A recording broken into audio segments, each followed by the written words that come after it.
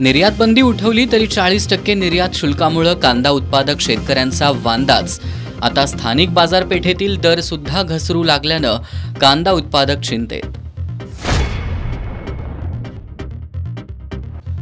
व्हीआयपीएस ग्रुपचे कोल्हापुरातील एजंट तोरसकर बंधूंची ईडीकडून 3 दिवस कसून चौकशी। आता पुन्हा 2 दिवसांनी तोरसकर बंधूंना ईडीकडे जावं लागणार।